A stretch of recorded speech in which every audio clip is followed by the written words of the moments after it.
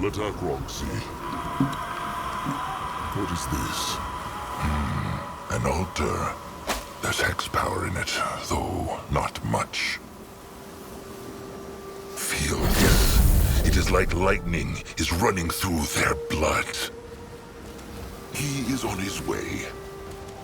Grungwa will go there. More dead brittle bones. And mauled, too. Probably the work of whatever that beast was that killed the ones at the gate to the sarcophagus room. Come, look around. Maybe the ice golem's heart is here somewhere. What is that? Let Zazka get a proper look.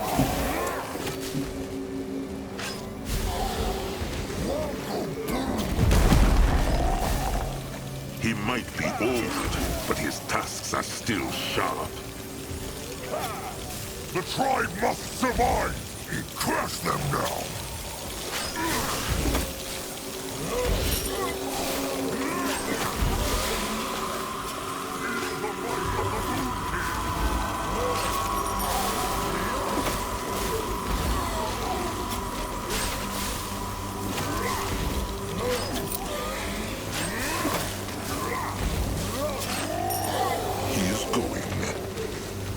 Let Akrog see. Moving on.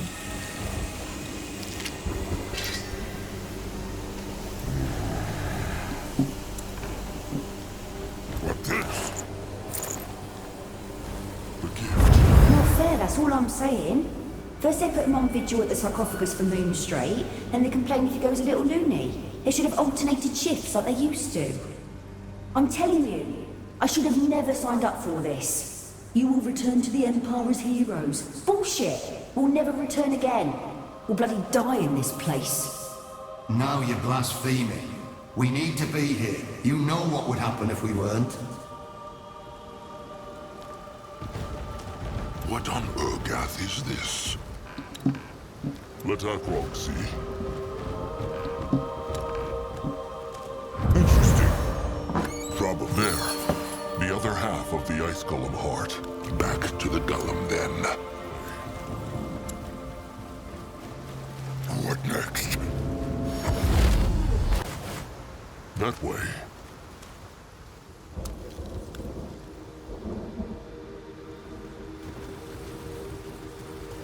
What is this?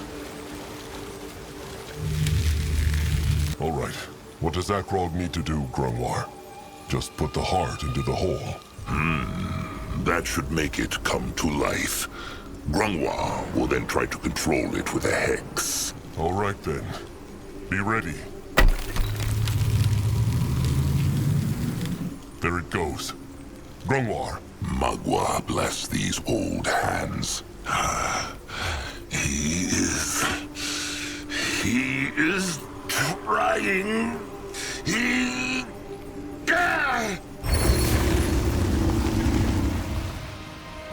It moves! Crush it! Crush it now! They run from Noog.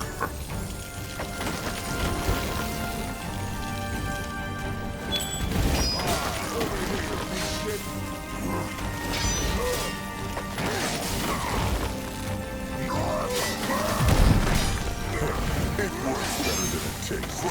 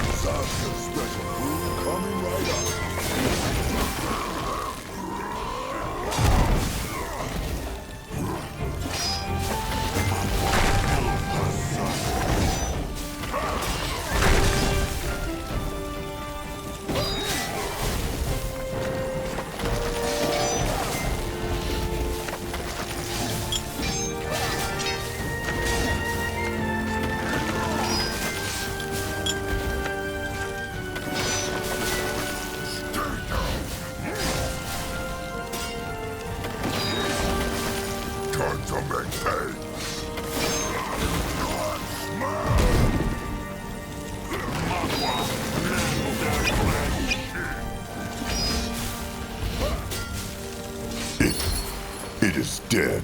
Magwa's tasks. Grangwa is sorry.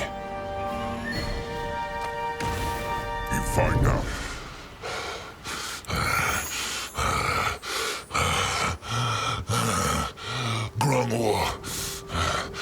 Grangwa, he's sorry.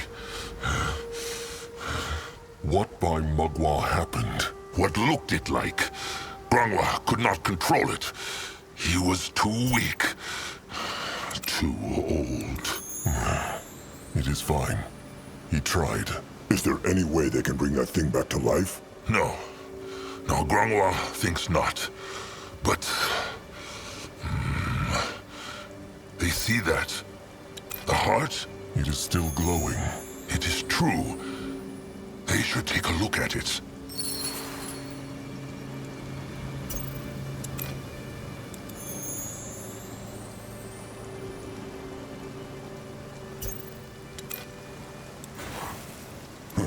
What is that?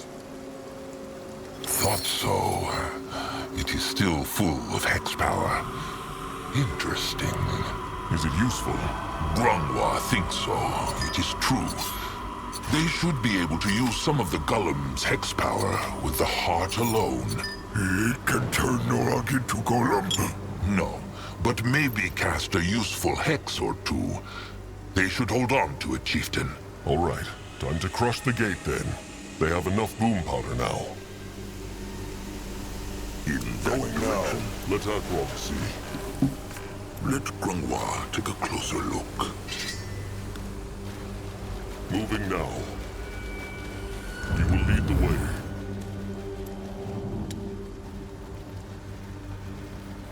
What is needed of him?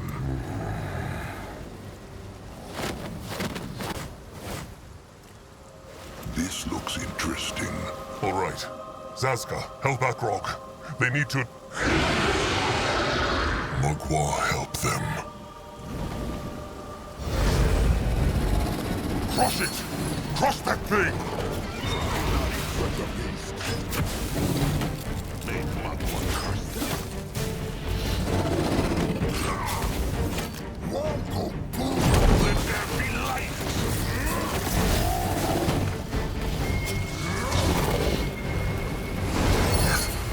What's that? It's bigger than Norag! Akrog knows not. Maybe the cub. No. This was a Zaradnar. A tribe-eater. Tribe-eater. Akrog remembers a story. He thought they only lived in wastelands. They do. Grangwa understands not how it could have ended up here. Unless the sacred seal created it. Very strange. Well, at least they now know what mauled these brittle bones. That demon wiped out the temple. Well, maybe they will find answers behind that gate. Zazka, help Akrog with the barrels. Pretty.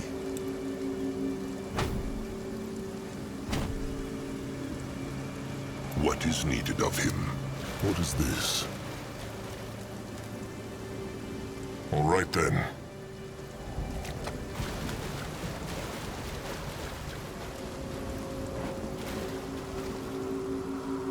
That worked better than Akrog thought. The tribe-eater. It is down there. The Moonkin will face it. Come, and crush sticks ready. What can he do for the tribe? Interesting. Probably. Down, down, down. Akrog breathed deeply as they descended the temple stairs, trying to hide his growing unease for Noag's sake. Somewhere down there, a piece of the field dog was waiting for them to claim it. And if they could trust their ears, a tribe-eater awaited them too.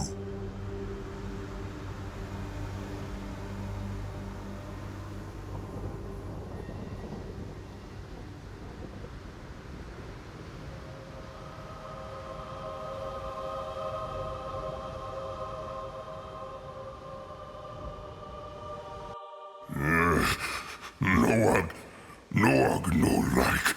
Feels strange here. That is the hex power. No. It's like something is watch him. Look into his head. Little Blood is just nervous. Come, let them find the sarcophagus. Grunwa is ready. No, I'm going. Another altar with hex power in it. This is a strong one. Grunwa cannot read this. Curse it.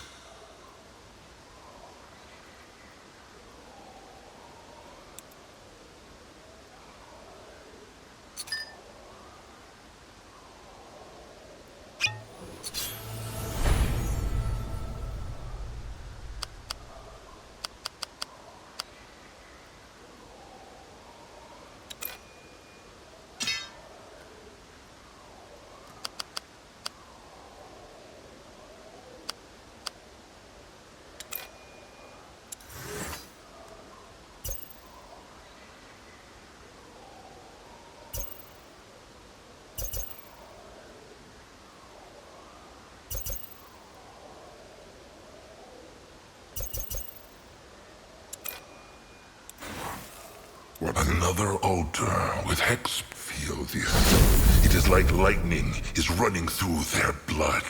Let Akrog see. This way? Another time window. Find out. The gift. And then I open my eyes, and he's there, floating just below the ceiling, with his skin all rotten and black holes for eyes. And you know what he says? It was a losing battle, Lara. It was a losing battle from the start. I mean, I know it was just a dream, but still I can't get those words out of my mind. It was a losing battle from the start. It was. Because we thought our virtue was more important than our power. What do you mean, Your Reverence? Nothing. I'm sorry. The sarcophagus? We put too much faith in our virtue? What meant she? Akrog knows not. Head towards No sign of the cub. But there is hex power here. Perhaps the echo of these seals the stranger mentioned. The ones they use to shield the sarcophagus. What is this?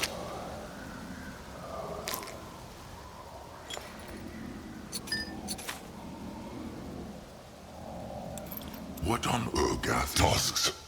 Where is the part of the cub? Someone must have taken it. Or that tribe eater was the cub after all. Akrog thinks not. They look different. There is a time window nearby, though. Maybe they can... Big blood? What is it? No, I feel unwell. Something is here. Something is... Kill it! Behold the power of Magua!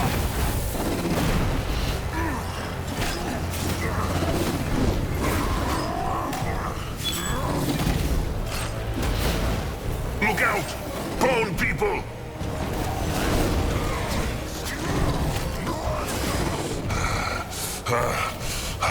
The heart! Use the golem heart!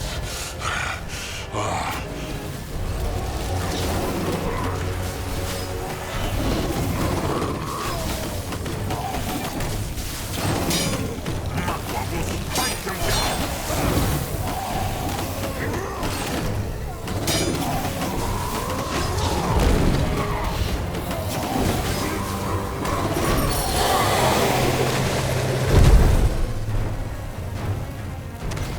Let Grunwa take a closer look.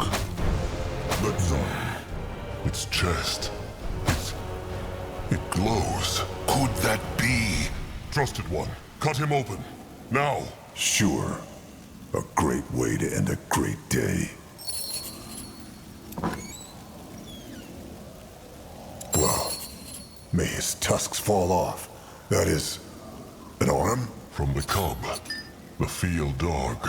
What by Mugwa's glistening udders was it doing inside the tribe eater's body?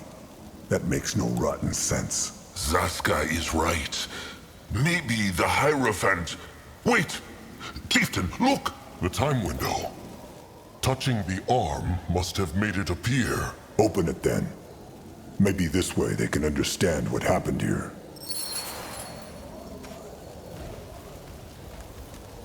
The gift whispers again. Is everything well, Your Reverence? You've been staring at the creature for a while. We killed her, Lara. It's our fault Galia died. What do you mean? It was that traitor. No. He only dealt the killing blow. We led her to the gallows. Your husband was right, you know. It was a losing battle from the start. Because we put too much faith in our virtue and too little in our power. I don't understand, Your Reverence. Come, we should go back upstairs, then we can... We will never be able to contain this beast.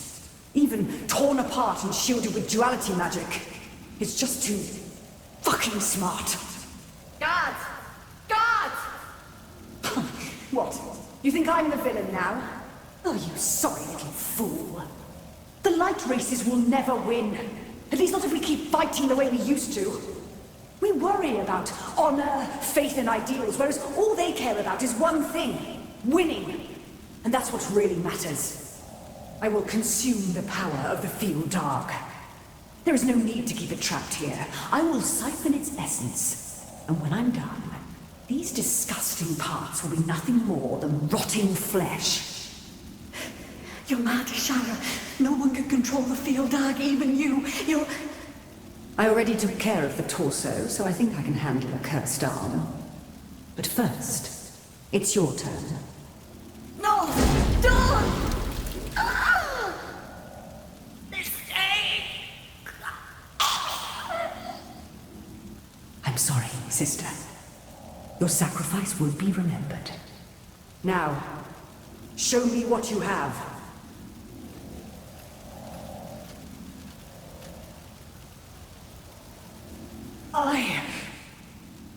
I can't!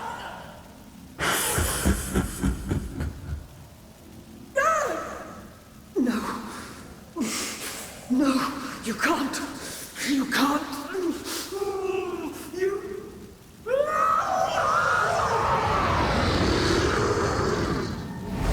Aqua's tusks. What was that? What did they just see? The Hierophant. She was the demon. What? It is true. The Hierophant. She must have tried to leech the field dark's power. But he was stronger and turned her into this beast. What by Mogwai made her think she could control it? The field dark is a demigod. She was a brittlebone. A powerful one. But Akrog speaks true. It was a foolish idea, and she got what was coming to her. And then wiped out the entire temple as a demon. Brittlebones call this irony. So the field dog took control of her. At least this is what it looked like to Grungwa. She allowed the field dog's hex power into her mind, hoping she could dominate it. But instead, it dominated her and turned her into that. No, I'll never want to be turned into something else. Zazka would. Something less beautiful for the sake of the Moonkin's doze. She also spoke of someone getting killed, no? Galia. It is true. Maybe some other warrior of her tribe.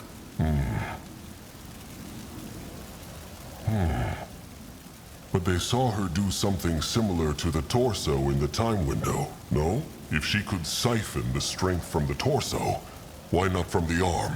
She siphoned the other priestess too. But as to the chieftain's question, Grunwa knows not. Maybe she was strong enough to hold one part of the cub's power, but not two. Or the cub tricked her into believing she could do it. Or that. The field dog corrupted the shaman when she touched the arm. Will it corrupt the Moonkin too? Grunwa knows not. He hopes not, unless they let it into their heads. But how can they know? But Grungwa has said his piece. He thinks this is dangerous. But if the chieftain still believes this is a good idea, he will bow to his word. After all, he is right. They have little choice. Huh. Look at that. An old brain can see sense after all. Grungwa understands why Zaska hates him now. He has every right to. But let this hatred not affect the strength of the tribe. The Moonkin need to stick together, now more than ever. Well, tell that to his trusted one, Nurbok. Grungwar is right, trusted one. There will be time to talk about this another day. Let them go back. The kin must have set up the tribe camp by now, and Akrog grows tired of this place. The four trolls marched in silence as they returned from the Hex Gate, carrying the arm of Zarek's cub between them. Too strong were the memories of their first journey into the many temples of the Sacred Seal. The Hierophant killing her own kin, the Hierophant turning into a demon, Zaska's dark words towards Grungwar. But above all else was the strange sense of being all four of them felt. The sense that a fifth creature was walking alongside them.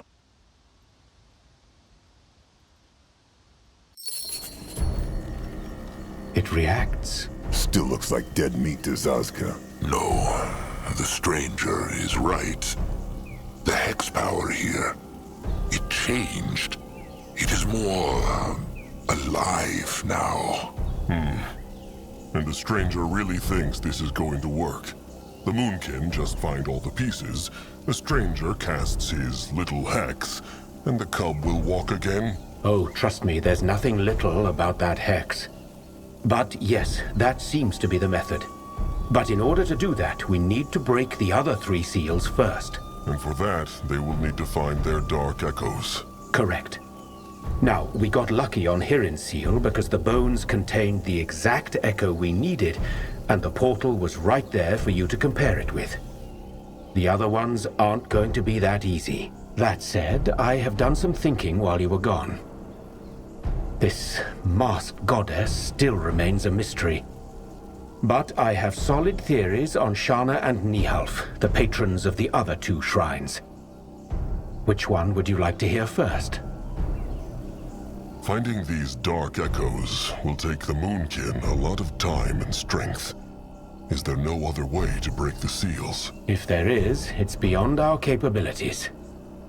Keep in mind, even the Sacred Seal themselves, who created these portals, used an Echo Shaper to open them. I will keep thinking, of course, but for now I believe this is our best course of action. We know there are keys, and we have clues as to what they look like. We just need to find them. So the Moonkin cannot know for sure which echo they need? I'm afraid not. But again, we have hints, so even though failure is a possibility, it's not like we'll be firing arrows into the dark. Only into the twilight. Chieftain Akrog, you have a poetic streak. Poetic? Never mind. Akrog has been thinking.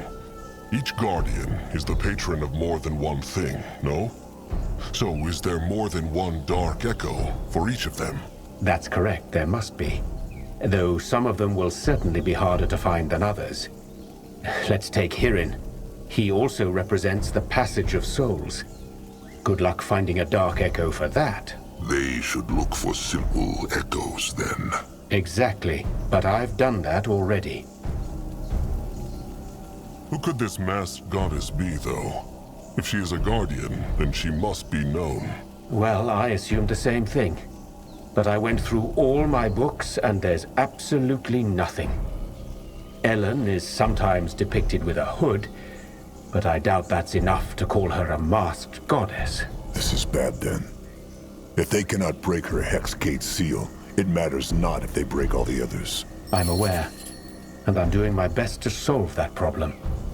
This place is brimming with Hibernian writing, so there's got to be more information somewhere. Which brings me to a little request. If you find any Hibernian writings on your quest, bring them to me. Even if it tells us nothing about the masked goddess, the more we know about the sacred seal, the better. They can do that. Nihoff is the guardian of the tiny Brittlebones, no? He's worshipped by many of the light races, but the dwarves are his most ardent followers indeed. He's a bit tricky. Nihoff embodies craftsmanship, courage, honor, glory, and honesty. Noag honest. I believe that. Now, I'm not sure how we're supposed to find the dark echo of craftsmanship, but the other aspects are simpler. Cowardice, disgrace, lies. They are easy to find. Even within the tribe. Beg your pardon? It matters not. All right. Tell him about Shama. Who is she, and what could her dark echo be? That one's fairly simple. Shana is also known as the Gentle Hand and the Mother, and she's the guardian goddess of maternal love, kindness, compassion, and homes. I think the dark echo we should focus on with her is cruelty. As simple as a fist to the face. That's correct, but I see no value in focusing on the more complex aspects of her. Kindness and compassion against cruelty. It doesn't get any simpler than that. The stranger speaks true. Cruelty and cowardice. Where are the Moonkin supposed to find them? And therein lies the rub. If I were you, I'd start with cruelty, though. That should be easier to find. Maybe in a burning village, a freshly raided troll tribe camp. Or maybe you could even create it yourself. When you're there, just use your gift to feel for the echo. Only you can decide whether it's the one we need. All right, Akrog will do what he can. He will look around the tribe camp first, though. Seems like everybody is settled in.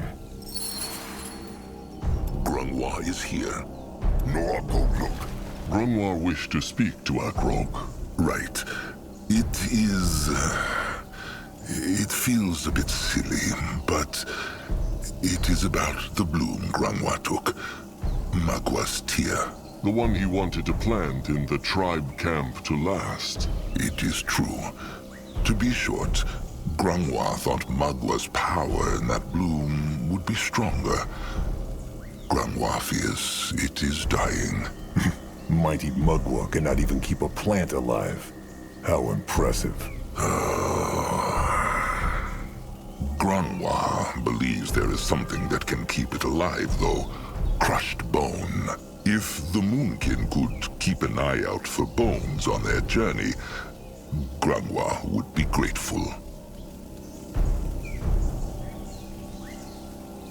Akrog knows Mugwa's tears are sacred, but he understands not why this bloom is so important to Grunwar. It is just a plant. Grunwa... Never mind. It was a foolish idea, and Grunwa should not waste the chieftain's time. Forgive him. Just speak true, Grunwar. What is it? It is... Grunwa is not who he used to be anymore, chieftain. There are times when he wakes and wonders whose hide this is. 40 years ago, he could crush 3 brittle bones with one strike of his fist. Now, there are days when he can barely remember how to make his hexes anymore. He is not useless yet, but he knows that one day he will be.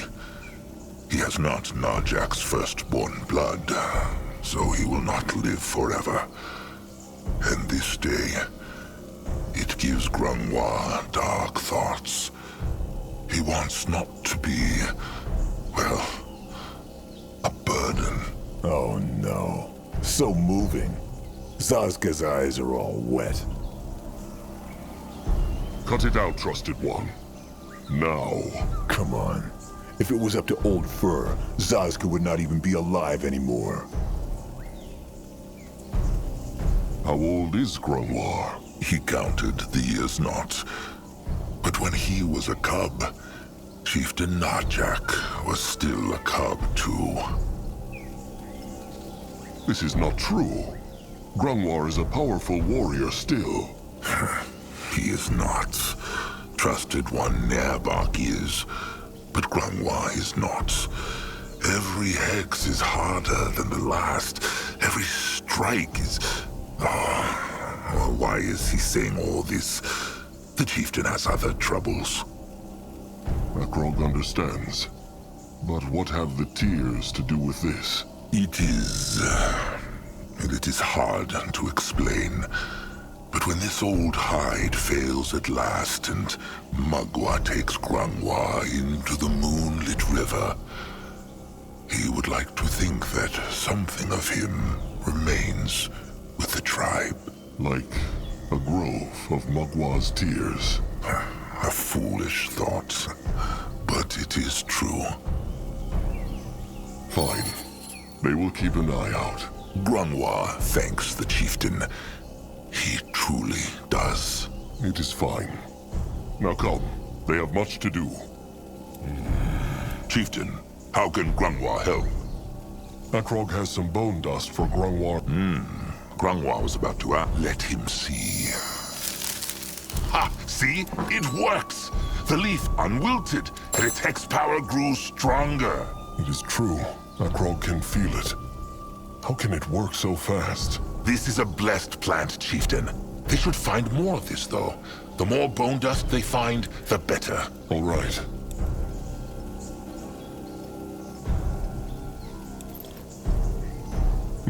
Of course, duty awaits. Ready. Can Zaska help? Everything all right, little blood? Oh, it nothing. No, I just think a lot, but he not find answer. Well then, tell Akrog. Maybe he can help. All right, if Big Blood say it about the hunters, Noag understand not why they kill Moonkin. They know Moonkin, though. They know they have trusted ones, sires. Why they so bad?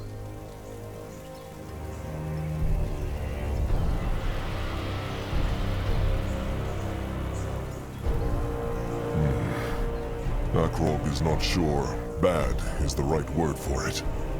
They are unable to see past the borders of their own tribe, their own race, and so they think trolls are animals. It is always like that. That's so sad. Big Blood want else? Akrog wonders, did Little Blood ever think about what he wants to be when he is older? Wants be?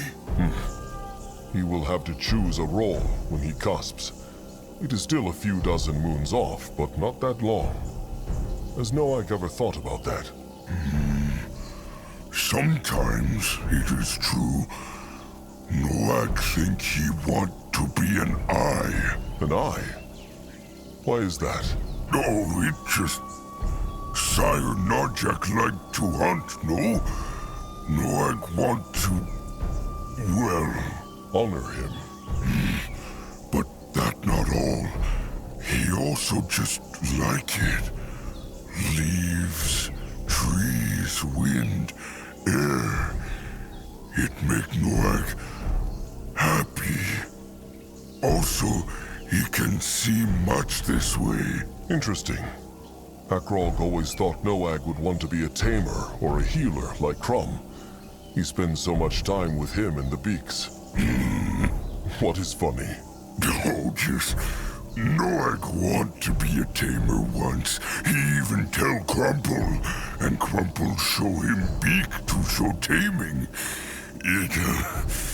It no go well. What happened? Well, Crumple tell Noag to hold Beak gently, but Noag strong and, well... The Beak died? No. It just go squish a bit and fly away. But Noag no want to be a tamer after that. He not want to hurt Beaks. Maybe Little Blood just needs practice. Maybe, but... No, Agbi. He go climb mountains and trees and hunt boars, then eat at night. All right then. Noag's cusping is still a while off anyway. How feels Little Blood? Anything troubling him? Oh, just same as always. And what is that? Just dark thoughts. About tribe, about cub, about rot. Kin like Noag because he's so strong. But he worry he cannot shield them like he could not shield Sire. Sometimes he feel... what the word? Useless. Little Blood is not useless, not at all. Big Blood only say that because they same blood. No, Akrog does not. If Little Blood were useless, would Akrog take him with them wherever they travel? He is one of the finest warriors the Moonkin ever had, and that before he is even old enough to hunt. Big Blood mean that? It is true. Maybe he right then. That is all for... What now? Chieftain, how can Grungwa help? Akrog wants to understand why Nurbak despises Akrog so much. Akrog knows Nurbak had high hopes of becoming chieftain after Sire Narjak, but is that all there is to it? The truth is, Grungwa knows not. Well, he must have some idea. Grungwar and Nurbak have been trusted ones for... how long? Almost 400 moons now. To answer his question, perhaps it has to do with the way Nurbak chooses to respect. What is that supposed to mean? Well, ever since Grungwa has known Nurbak, he was all about earning respect through deeds. There's nothing Nurbak respects more than someone who earned his position in the tribe through strength and tenacity. And it is not only about judging others. Nurbak has the same thinking about himself. Early on, before he became the great warrior, he would spend every single day with his crush stick, practicing. And while he was not ashamed of getting wounded, he was ashamed when he thought it was a mistake easily avoided. Tusks, thinking about it. He was so restless, Chieftain. Every day he would wake up long before sunup and practice. And then a green cubling who hears voices in the wind comes along and becomes chieftain just because he shares Narjak's blood. It is true. Grungwa knows Akrog has worked hard and bled a lot for the tribe. But he imagines that in Nurbak's eyes, it was not anywhere near enough to deserve such an honor.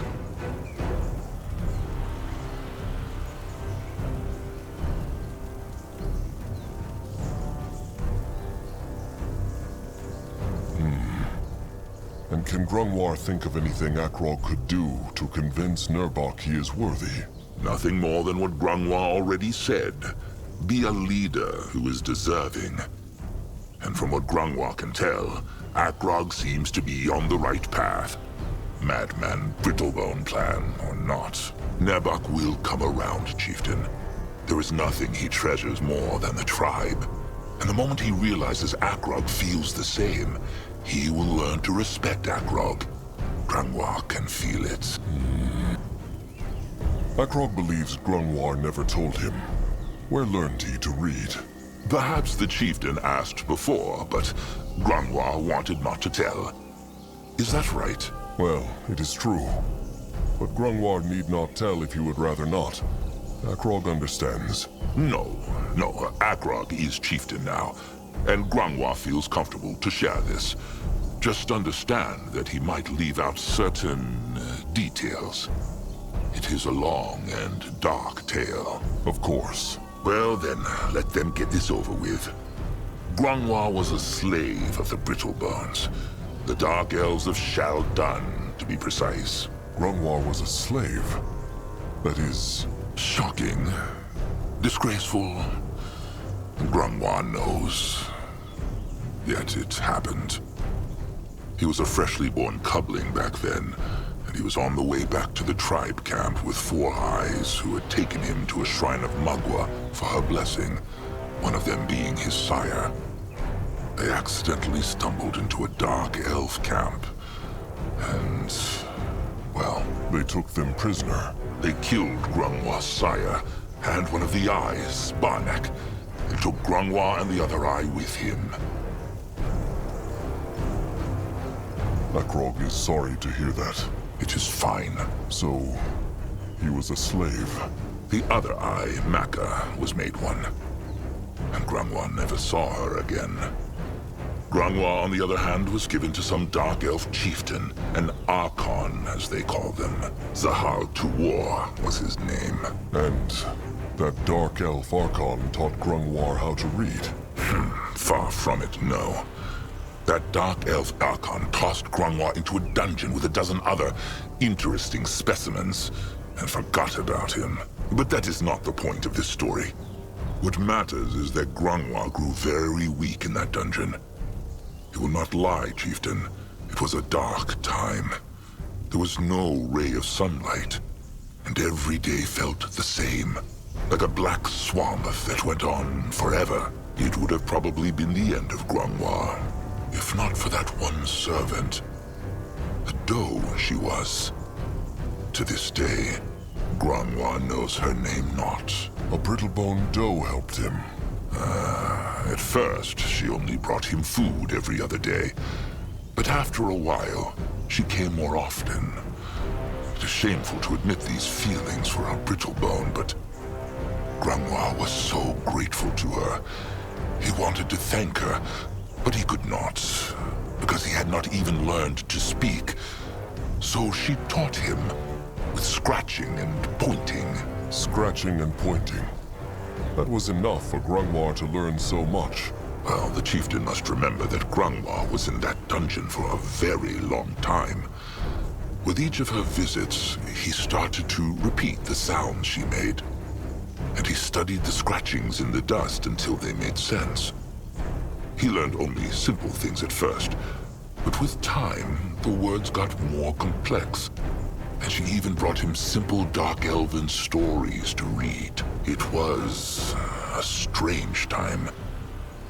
Looking back on it now, Grungwa often wonders if it all really happened. But it did, and Grungwa's knowledge is the totem of that. And how was Grungwar freed? That is another painful, long story. And one Grungwa would rather not share right now. He hopes the chieftain understands. And what about that kind, brittle-boned servant? Saw Grungwar her ever again? No, because she died. The Archon had her killed when he found out what she had done. They're vile beings, these Dark Elves, chieftain. Even worse than the Tusk Hunters. But let them not talk more about it, no. Grungwa is...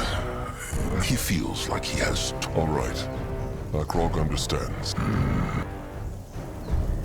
Akrog has been wondering about this a long time.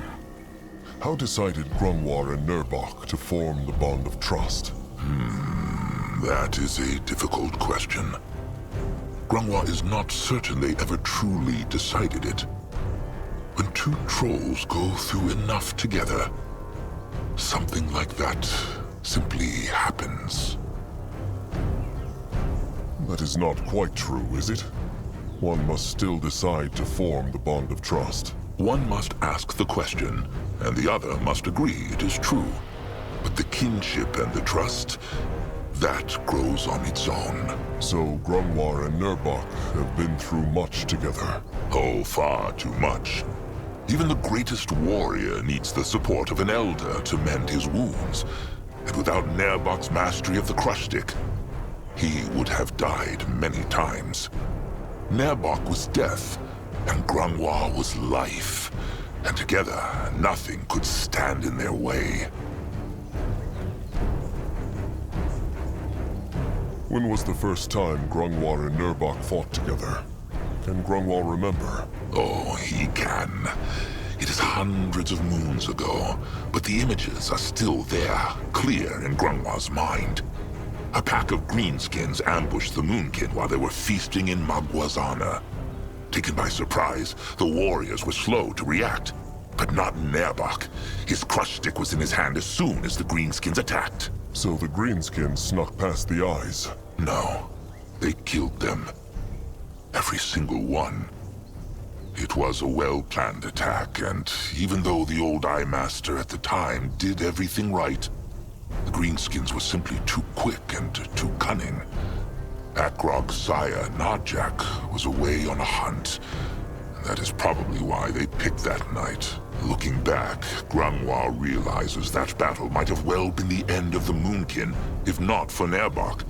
He fought back the first pack of the greenskins, and when they retreated, he ran after them. Alone? Alone. It was reckless and bold, and even with his strength and skill, Grunwa knew Nerbach would not survive. So he followed them, even though the kin all urged him to stay back. And they won. They killed all those greenskins by themselves. Ha! Not even Narjak could have done that. No, they killed not all of them. But Nerbach's crush stick and Grunwa's totems bought the rest of the tribe time to prepare. The other warriors joined in, and the greenskins fled. After the battle, Grunwa and Nerbach always stayed together in a fight. There was not even anything ceremonial about it. They just did, because it felt right. Alone, they were one great warrior and one powerful elder. Together, they were unstoppable. Listen to old Grunwa ramble on. That comes with age, he supposes. One prefers to dwell in the days when the hide was less thin and the tusks less brittle. Akrog understands that depending on each other in a battle can form that kind of bond. But is the trust still there after the battle? Well, certainly not for everyone. But for Grunwa and Nerbach it is true. The more time they spent with each other, the more they realized that it was not only in battle where they enhanced each other so well. Nerbach is fierce, when Grunwa is sometimes too reluctant. And Grunwa is calm, when Nerbach is sometimes too hot-headed. Come to think of it, it is not too different from Zaska and Akrog. That is true. Akrog understands. And who decided to strike the bond of trust then? Was it Grunwar? No, it was Nerbach. After the death of his sires. He lost his sires? Oh, it is another dark tale. Nerbach's sires were killed by brittlebone hunters and left to rot under the sun. Every troll is kin.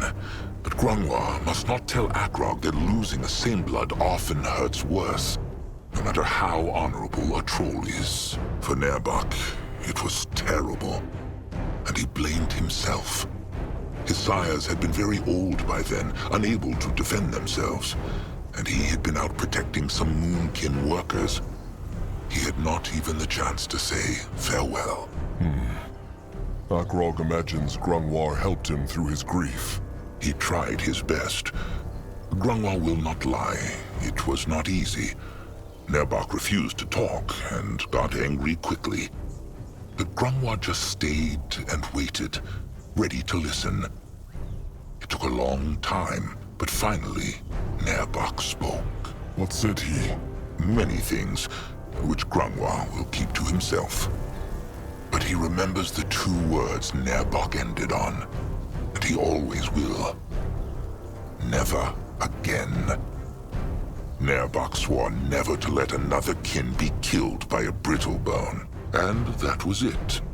A day later, Nerbach asked Grunwa to be his trusted one. Grunwa accepted without batting an eyelid.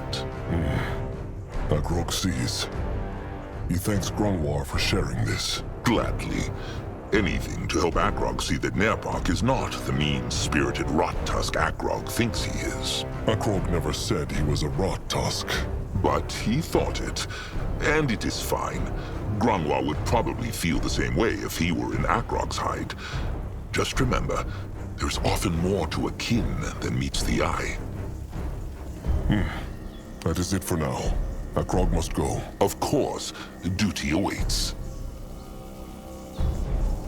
This looks interesting. Cursed, rotten, tuskless piece of rock. Julog wishes Mugwa would smash it with her udders. Mugwa prays Tamer Julog, beak friend. Something the matter? Oh, Chieftain, he is, back. Julog meant no disrespect to Mugwa.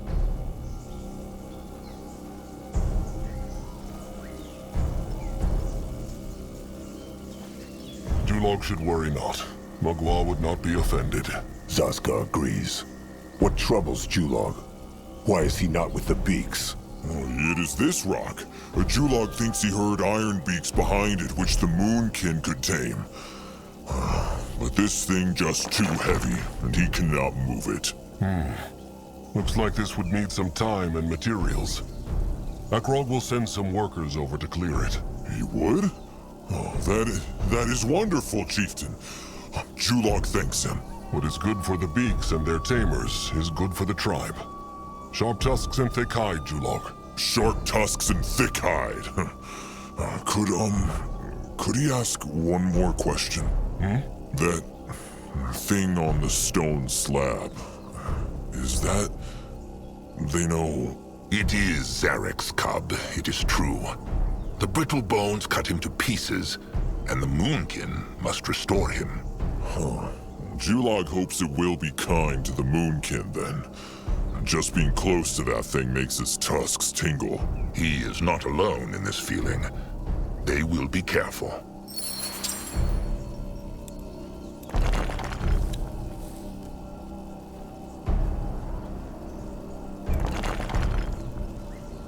Akrog is ready.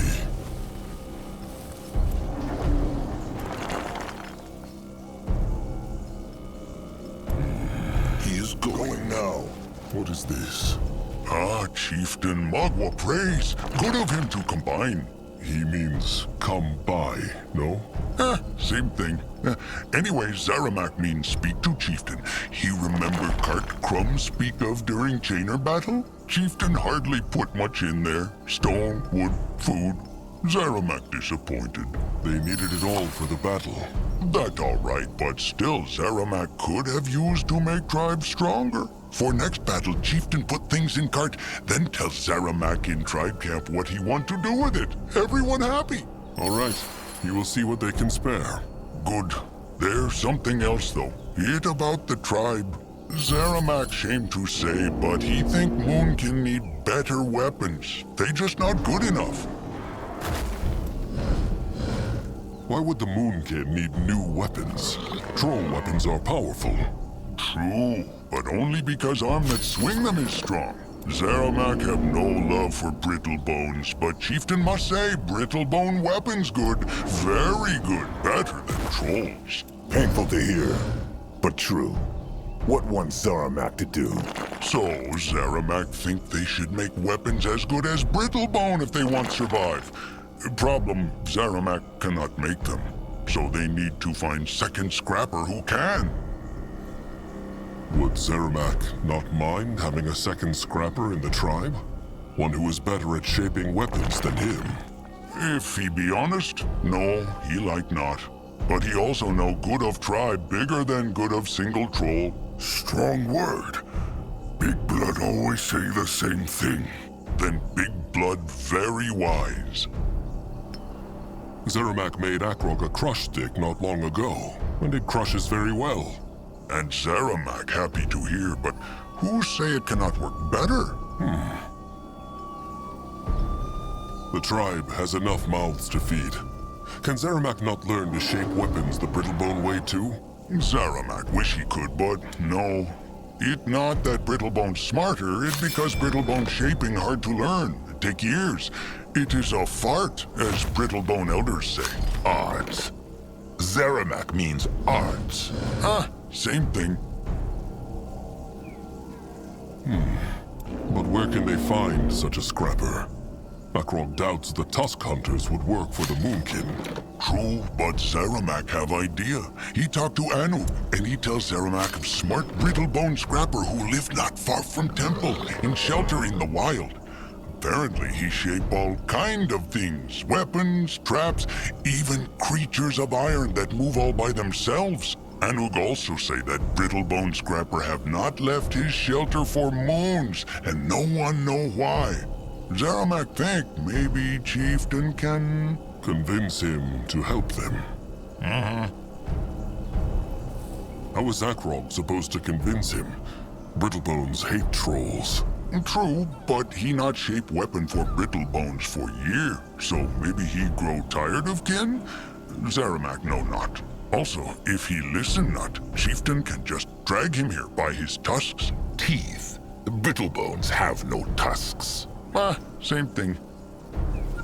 Tell Akrog more about this Scrapper.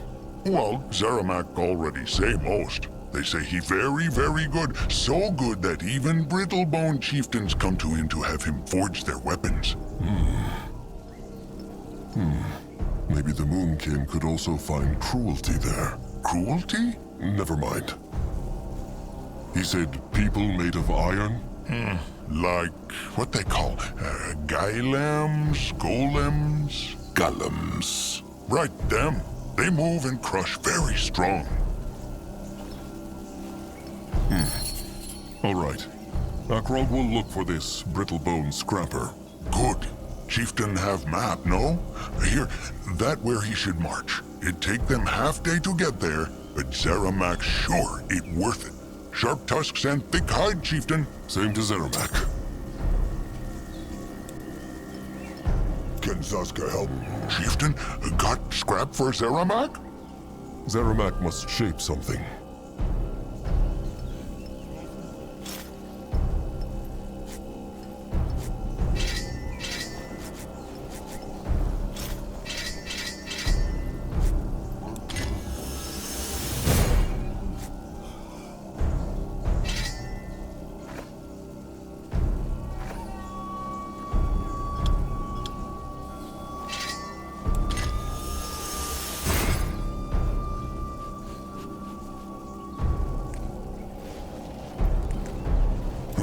What is that? Akrog, trusted one Grungwa. Mugwa praise. Nurbok and Anuk were just speaking of something. Magua praise. Good work on setting up the tribe camp. Nurbok likes this place as little as trusted one Grungwa. But he must say, it is not a bad spot. Easy to defend. What spoke they of? The Moonkin have a problem. They are low on food, and there are almost no animals to hunt. No animals. The Blackheart jungle is right at the bottom of the mountain. It is true, Chieftain, but still. Anug's hunters come back from hunt earlier, and the only healthy game they find is 2 boar and 1 stag. All the rest is either dead or mad. That corruption the stranger spoke of. So it spreads across the entire jungle? Whether it is the entire jungle, Anug cannot say. But as far as his eyes go. Speaking of corruption, what found Akrog behind the Hex Gate? Was there another part of the cub? It is a long story. Nurbok sees. So one dark echo for every Hex Gate, no? It is true. The stranger is still trying to find out who the masked goddess is, but he thinks the dark echoes for Shana and Nihav are cruelty and cowardice. If the Moonkin want to open the gates, they need to find them. But he thinks the dark echoes for Shana and Nihav are cruelty and cowardice. If Dark Echo, Hex Gates, Zarak's Cub, Mugwa's tusks, all this make Anug's head spin. What are Nurbok's thoughts on this? The Field Dog, the Echoes, and the Brittlebone Temple. It matters not what Nurbok thinks. Akrog has spoken, so Nurbok bows to him. Nurbok. There is nothing to say. Anug is the Eye Master. Has he any idea where they might find cruelty? Akrog's first thought was the Bog Tusk tribe camp. There should still be corpses there. Bog Tusk tribe camp? Oh. Anug already ordered his eyes to scrap shelters there and burn the dead flesh. They is not kin, but Anub want not to leave them there. Honorable. Then they need to look for cruelty somewhere else. Maybe The Brittlebone Village. That is what Anug and Nurbok were talking about. There is a big Brittlebone tribe camp, a village a day's march north. The Moonkin should go there, crush the Brittlebones, and take their food. Simple. good idea. If they raid it, they might even create some cruelty. 2 beaks fed with 1 crumb.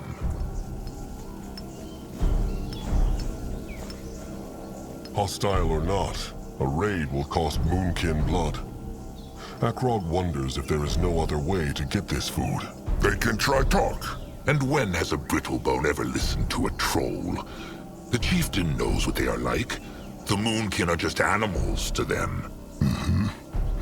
Grungwar knows that not. Zazka has no love for Brittlebones, but they are not all the same. Just as not all troll kind are. Tell Akrog more about this village. Who are they? I, Master Anug. Well, as Nurbok say, they mine things. Rocks and metal and scrap. Besides that, they not look like warriors to Anug. Julog even say he think one of the Brittlebone gods see him, but he not attack Julog. Scared, probably. Nurbok. Grim as always. Are they slavers or tusk hunters? No, Then why kill them? because it will save the tribe from starving like dogs. No. The Moonkin will try to peace talk first. Is Akrog so afraid? Only cautious. The Moonkin have lost over half their warriors over this rotten last moon. And Akrog will not risk any more lives than he must. Fine. Then let Nurbok offer his crush stick. He and a pack of his best skull crushers will take care of this. Akrog thanks Nurbok, but he cannot accept. Why?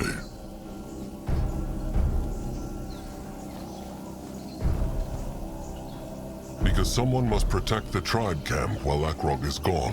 He, Grungwar, Zazka, and Littleblood will travel to the Brittlebone camp and find food. If too many warriors go, the Brittlebones will see them from a distance. Akrog has spoken. Fine. Do what he must. Nurbok. Charming as a fist of beak shit on a sleeping fur. Has I, Master Anug, any other ideas about this other Dark Echo? Cowardice. No, not right now. But he think. Oh, and before the chieftain march, he must talk to Shepherd Crumb and Master Scrapper Zeramek. It is about the wounded and the Moonkin weapons. All right. Akrog has spoken to Zeramek already, but he will speak to Crumb too. For now, the gathering is over. Akrog, Stay safe, chieftain. Can a troll not rest for a moment?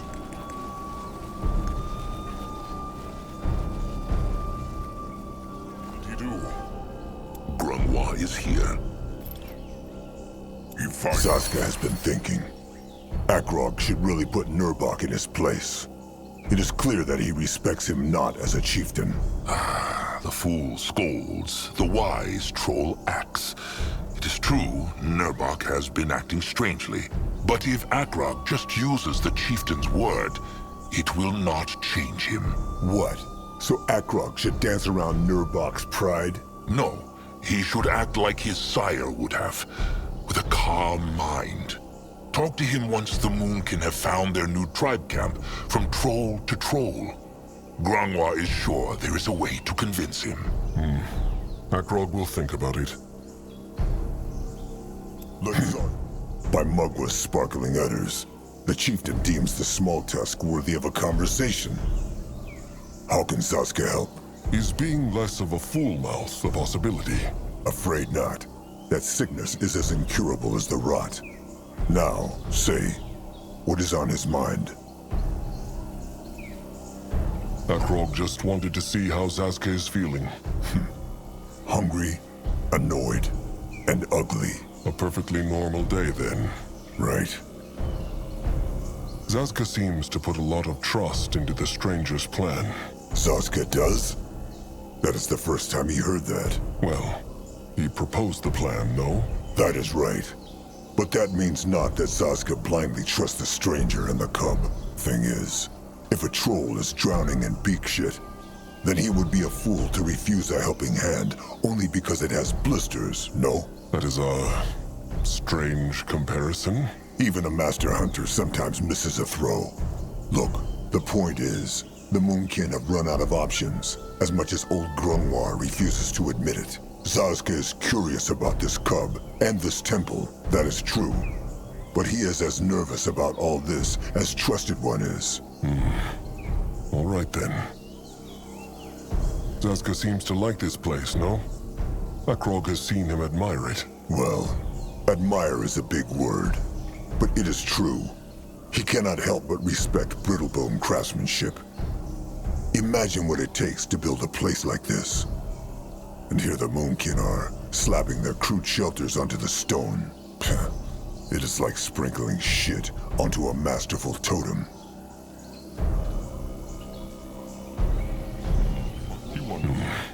Akrog would not go so far as calling the troll shelter shit, but Sazka has a point. Of course he does, but worry not.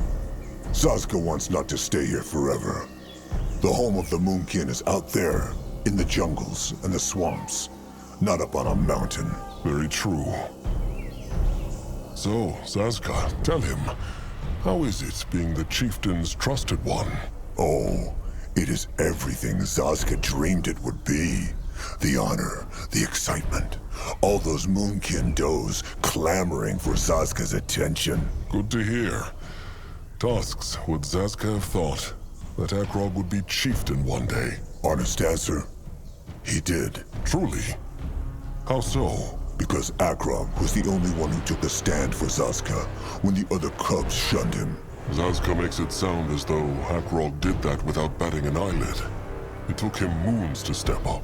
But he did, and Sazka will never forget it.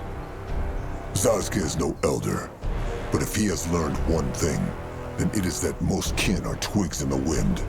They bend in whichever direction it blows. Had the grown trolls not approved of the cubs shunning Sazka, they would not have done it. They just did what everyone else did, because defying the wind takes strength. In that way, Sazka even has a bit of admiration for Nurbok. He would hate Sazka, even if everyone else accepted him.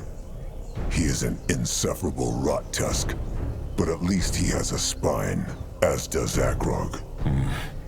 Sazka makes it sound as though only Akrog helped Sazka, and not the other way around.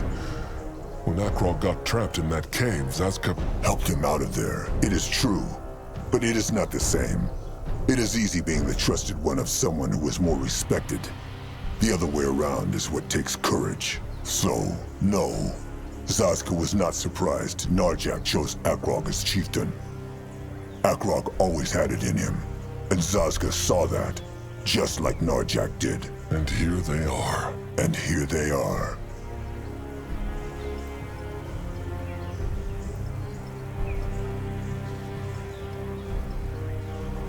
May this bond of trust last forever. It rotten better. Now enough of the sweet words, all right? They have a god to revive. This may sound odd, but Akrog just wanted to tell him he is sorry about all those kin who shun Sazka. They are fools. Anything else? Said Akrog anything wrong? No, just nothing new. Seriously, Akrog, how often have they had this talk? Sazka gives not a beak shit about those fools, so let them foul talk and sneer all they want.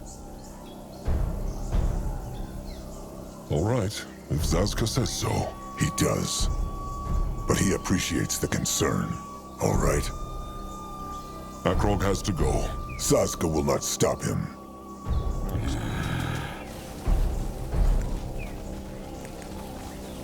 That way.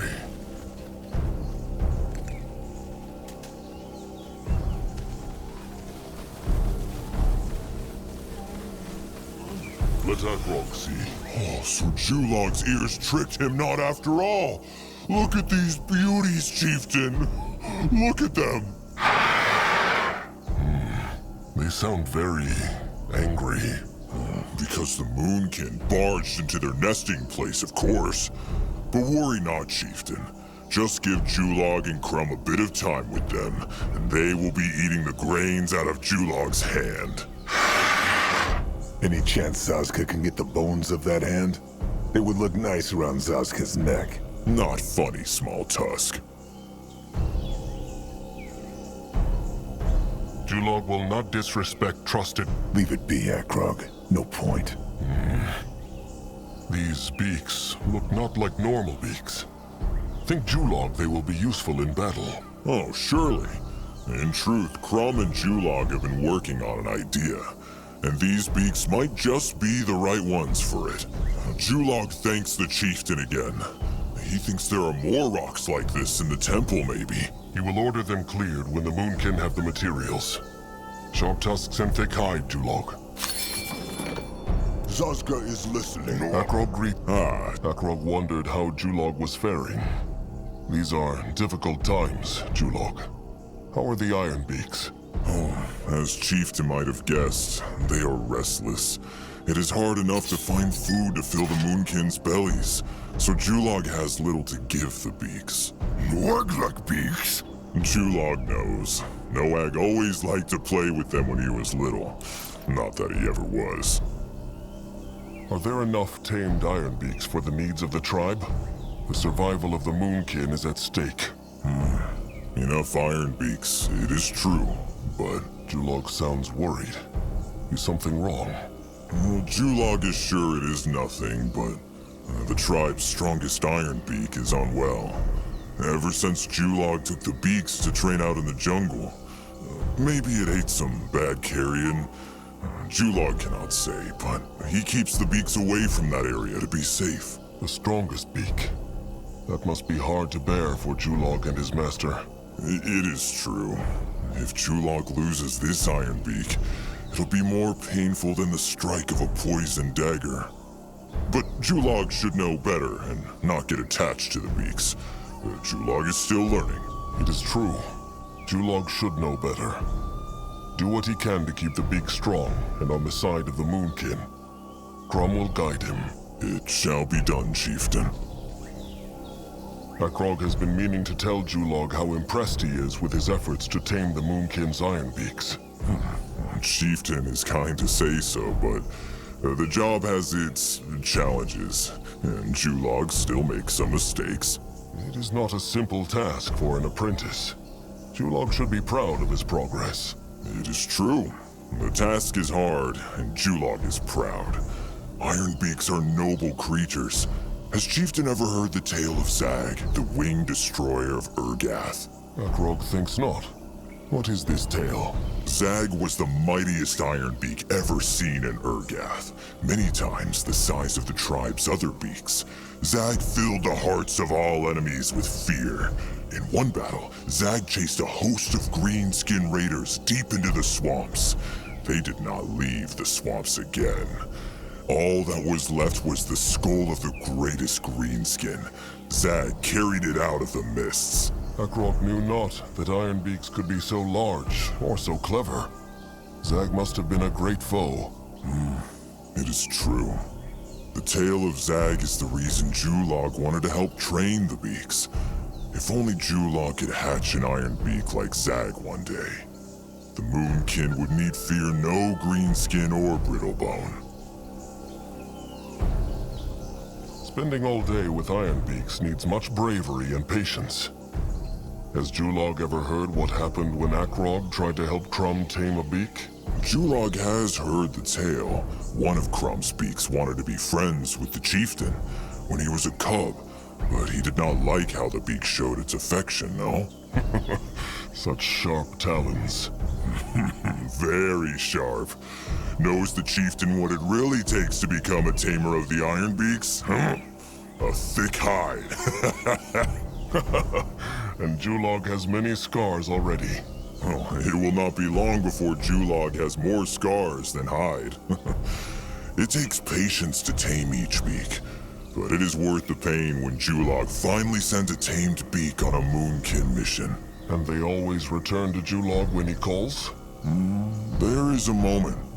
just before the beak lands on Julog's arm, when Julog thinks it will not stop, or might even attack Julog. A small moment, every time, but then the beak lands, ready for its orders.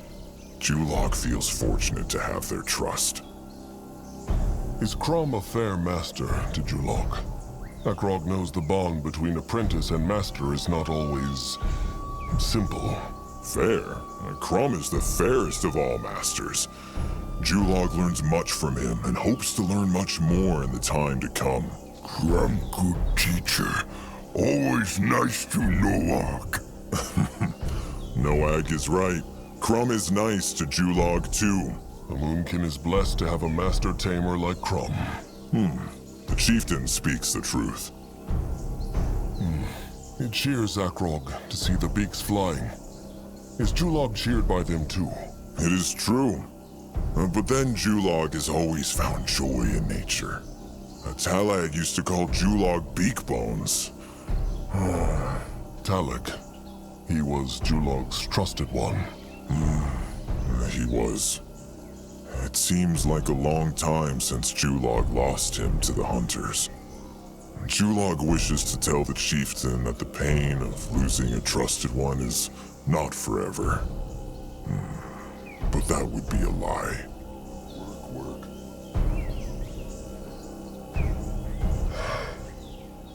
Tell Akrog more about Talag. Gladly. Telling stories of Talag gives him life again, if only for a moment. Talag and Julog grew up together, played together, exploring everywhere, from the stinking swamps to the tops of mountains. Talag always took risks, climbed trees, jumped off high rocks. Julog had his head in the leaves, or the grass instead, looking for creatures. That sounds like Julog. He looked out for beaks too? It is true. Julog also looked to the sky. But when it was time to find our places within the Moonkin, Talag thought Julog would be a warrior like him. Talag was hurt when Julog chose another path. Was Julog not tempted to learn to fight? Only because Julog wanted to stay with Talag. But Julog did not want to kill. Or be killed. And Talag understood not. Talag was sad, but he understood Julog well enough. He never made Julog feel bad for choosing the peaceful path. Only Julog made Julog feel bad. Well, Thick hide and sharp tusks, chieftain.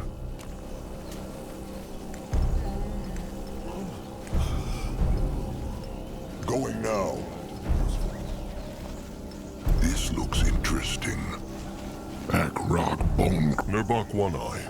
Magua praise.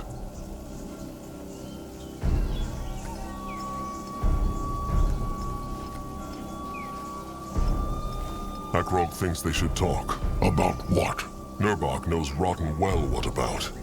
Nurbok respects Akrog not as chieftain. Fine. They will talk, but alone. Nurbok angry with Noak? No, but this concerns him not. What next? He is going. Akrog. Nurbok One Eye. Magua praise. Akrog is ready to... Fine then. Speak.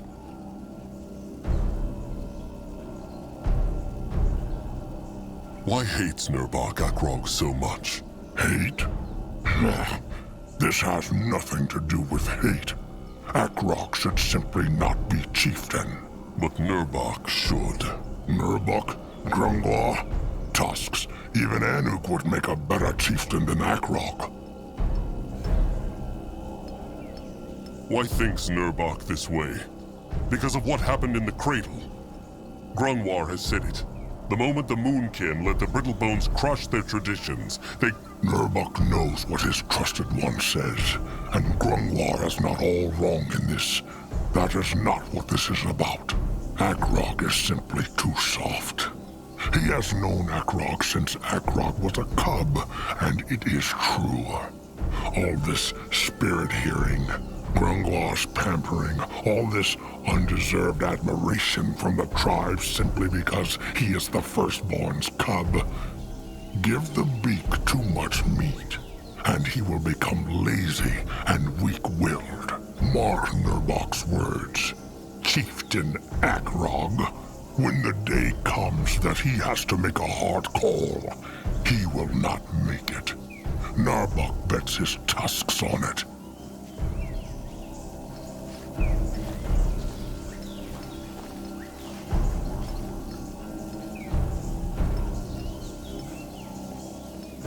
Fine. Akrog made mistakes, and maybe he will make mistakes again, but that is what being a chieftain is about. But every single cursed mistake he will make will be because he wants the best for the tribe. It will not always be the right one, no, but it will never be a selfish one. Akrog is good with words. Because he speaks true. Fine. Fine. Prove it. Prove that he has earned this by helping the tribe. Prove that his words are true. Then they will speak again. Now, is there anything else, Chieftain? If not, Nurbok's crush stick needs fixing. If he insists. Go there. Moving now. Head toward his way. Sure.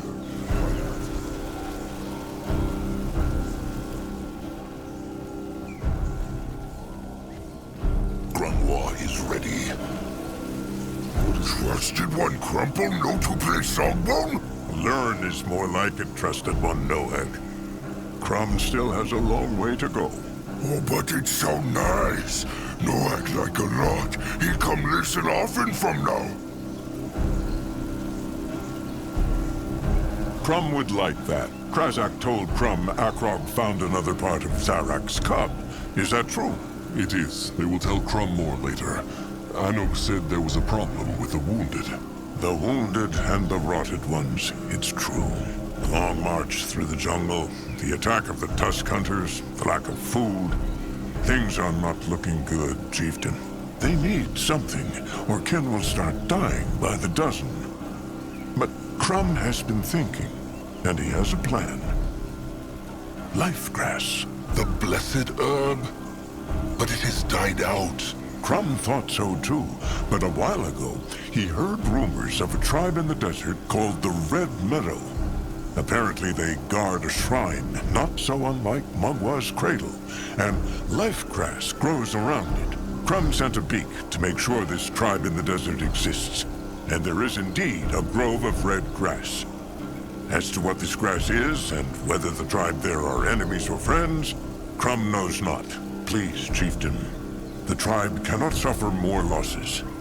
Take a pack of warriors and go there. If there is life grass, it will save many lives. If not, at least the Moonkin tried. Grungwar is the best hexer of the tribe. Can he not do something for the wounded? For one or two kin, perhaps. But all of them? No. If Grungwa were that powerful, he would have cured the rot long ago. Life grass. Akrog has heard of it. What is it? It is a healing herb blessed by Mugwa that can cure even the deepest of wounds. Like Mugwa tears? No, less powerful and different. The hex power in Mugwa's tears cannot be used to heal because a troll's flesh is too weak to handle it. The life grass only has a little bit of Mugwa's power. That is why the Moonkin can use it. Akrog sees. Perhaps the life grass could cure the rot, too. If Crumb thought it could, he would have asked the chieftain to find the Red Meadow long ago. He will do his best, of course, but he doubts it will work. But Crumple could heal her. Not good enough, trusted one. Not good enough. There are not that many troll tribes on Urgith. Has Crumb any idea who they might be? He has not. Neither does Grangwa. Making a tribe camp in the desert sounds like a strange and foolish thing for trolls to do. Grangwa speaks true.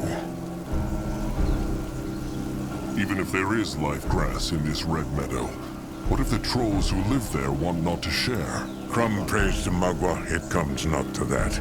But if it does, well, the chieftain needs to make a choice.